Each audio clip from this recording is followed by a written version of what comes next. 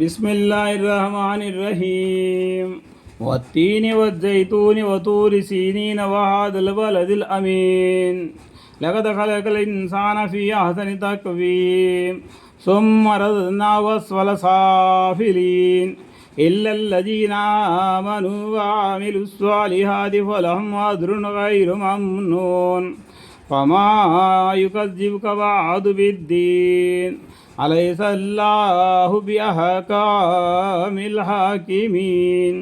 شروع کرتا ہوں اللہ کے نام سے جو بڑے مہربان نہایت رحم والے ہیں۔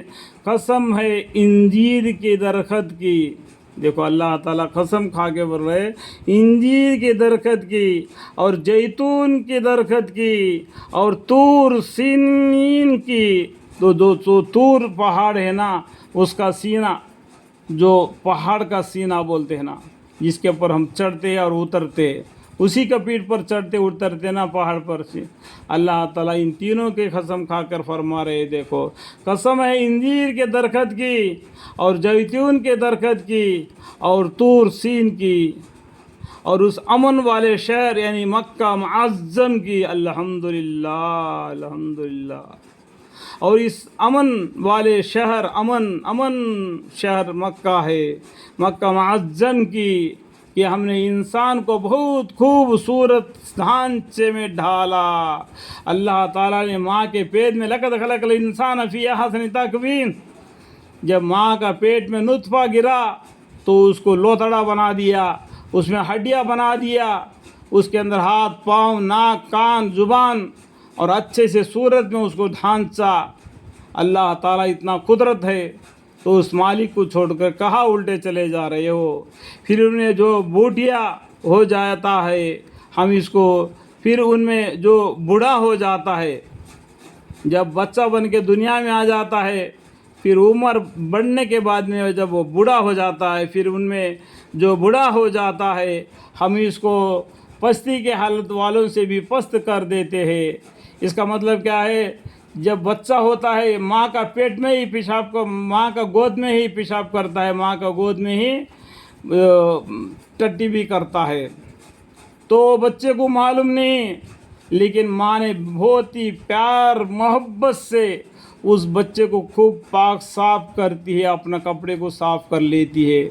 اسی طریقے سے جب بچہ بڑا ہو جاتا ہے، یعنی بچپن اور پچپن، جب پچپن میں سے آ جاتا ہے تو بوڑھا کے حالت میں وہی ہوتا ہے جو کپڑے میں بھی گندگی لگ جاتی ہے، تو اس کی حالت کمزوری کی وجہ سے اس کی حالت یہ حالت بن جاتی ہے۔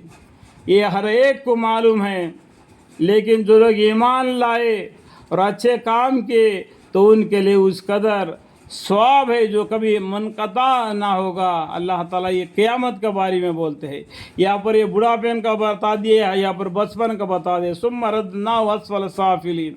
یہ آیت میں کیا ہے؟ بڑھاپن کے بارے میں بتا دیا۔ تم میں جو بھی بڑا ہوتا، ہر ایک کو معلوم ہے جو بڑھاپے میں کیا کیا مصیبتیں اٹھانا پڑتا ہے، پیشاب کرنا بھی مشکل ہوتا ہے۔ یعنی آج کل کا زمانہ آپ دیکھتے ہیں کہ گڑگے کا درد سے آدمی تڑپتا ہے، تو آپ اللہ تعالیٰ نے بچپن بھی بتا دیا اور بڑھاپن بھی بتا دیا۔ اس کے بعد میں آخرت کے بارے میں بتا ہے، الا الذین آمنوا وعملوا الصالحات فلهم اجر غیر ممنون۔ لیکن جو لوگ ایمان لائے اور اچھے کام کیے تو ان کے لیے اس قدر ثواب ہے جو کبھی منقطع نہ ہوگا، کبھی ختم نہیں ہوگا۔ فما یکذبک بعد بالدین، پھر کون چیز تجھ کو قیامت کے بارے میں منکر بنا رہی ہے؟ القیامت آئے گا، قیامت کے دن اللہ کے سامنے ہم کو حساب دینا پڑے گا۔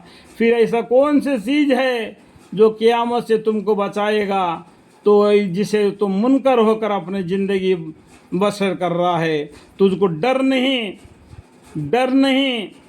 کہ قیامت کے دن میں یہ اللہ کے سامنے کھڑا رہنا پڑے گا؟ ان اللہ کل شیء قدیر ہے، اتنا بڑا مالک کے سامنے کھڑا ہو کے ہم کو حساب دینا پڑے گا۔ اس ٹائم پر اللہ پوچھیں گے، کیا تمہارے پاس پیغمبر نہیں آئے تھے؟ کیا تم کو میرے احکام پڑھ کر نہیں سنائے تھے؟ تمہیں دین کے طرف دعوت نہیں دیے تھے؟ پھر ایسے کون سی چیز تم کو منع کر دی تاکہ تم قیامت کے بارے میں منکر ہو کے اپنا زندگی بسر کیا. کیا اللہ تعالیٰ سب حاکموں سے بڑھ کر حاکم نہیں ہے؟ الیس اللہ بأحکم الحاکمین. اللہ تعالیٰ سب حکومت کرنے والوں سے بڑا حکومت کرنے والا ہے. کیا اللہ تعالیٰ سب حاکموں سے بڑھ کر حاکم نہیں ہے؟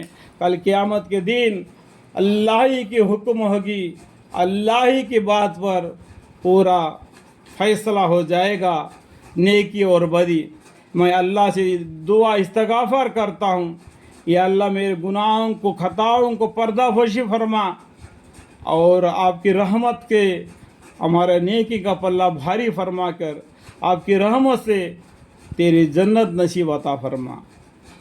میز آپ کے فضل و کرم سے حضرت محمد مصطفیٰ صلی اللہ علیہ وسلم کے صدقے طفل سے میں دعا استغفار کرتا ہوں. آمین.